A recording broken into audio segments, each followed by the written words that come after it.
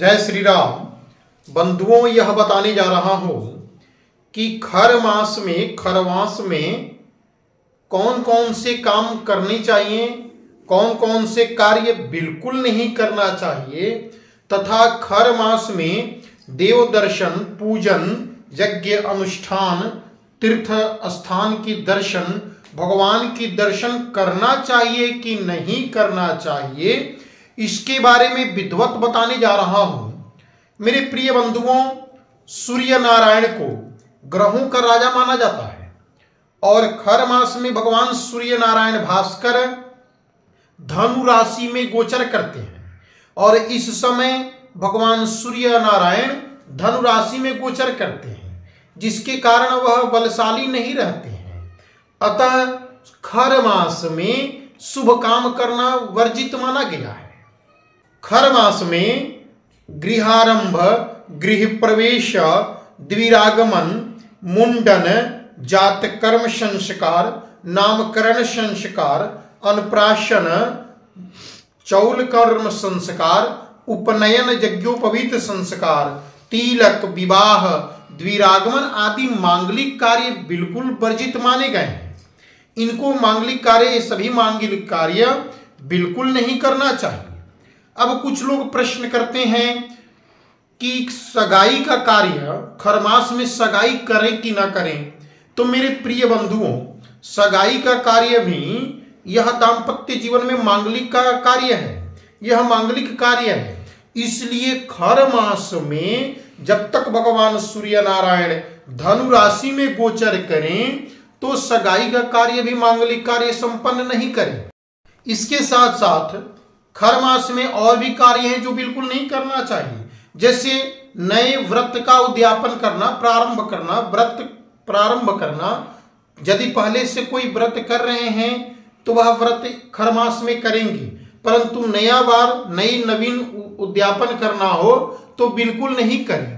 तो नए व्रत का करना, नवीन वस्त्र धारण करना, आभूषण खरीदना, वाहन खरीदना भी मना ही किया गया है, परंतु अति आवश्यक हो तो बलाबल, गुरुबल, सूर्यबल आदि देख करके वाहन खरीद सकते हैं। परंतु नवीन आभूषण खरीदना, भोग विलासिता की सामग्री खरीदना, खास तौर पर भोग विलासिता की सामग्री खरीदने से बिल्कुल बचना चाहिए, इससे परहेज करना चाहिए।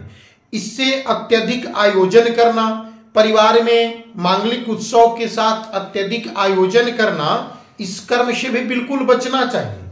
परंतु मेरे प्रिय बंधुओं, खर मास में पूजन करना, यज्ञ अनुष्ठान करना, तीर्थ यात्रा करना, भगवान की दर्शन करना, मंदिरों में जाकर के भगवान की पूजन करना, धार्मिक और आध्यात्मिक कार्य करना, दान उपदान करना बिल्कुल वर्जित नहीं है।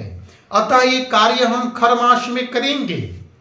पुनः आपको बता दूं कि खर मास में पूजन, देव दर्शन करना, तीर्थ धाम की यात्रा करना, भगवान की यज्ञ अनुष्ठान करना तथा धार्मिक और आध्यात्मिक कार्य करना खर मास में वर्जित नहीं है, इसको करना चाहिए।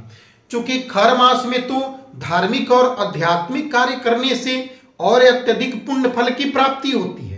इस दौरान अर्थात खर मास में गंगा, यमुना, सरस्वती, कावेरी, नर्मदा आदि नदी में स्नान करने की भी बहुत महत्व है। तो गंगा आदि नदियों में स्नान करना, भगवान विष्णु एवं लक्ष्मी की पूजन करने से बहुत पुण्य फल की प्राप्ति होती है।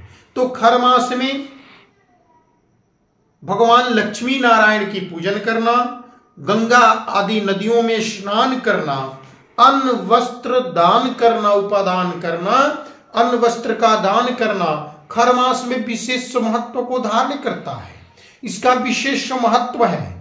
अतः मेरे प्रिय बंधुओं, खर मास में शुभ मांगलिक कार्यक्रम न करें, मांगलिक उद्यापन संस्कार आदि न करें, व्रत न करें, परंतु यज्ञ जप आदि अनुष्ठान, विश्व की कल्याण के निमित्त कोई यज्ञ अनुष्ठान और नदी आदि में स्नान करना तथा भगवान की देव दर्शन करना, तीर्थ की यात्रा करना एक खर मास में वर्जित नहीं है। भगवान लक्ष्मी नारायण आपकी समस्त मनोकामनाएं सिद्ध करें। जय श्री कृष्णा।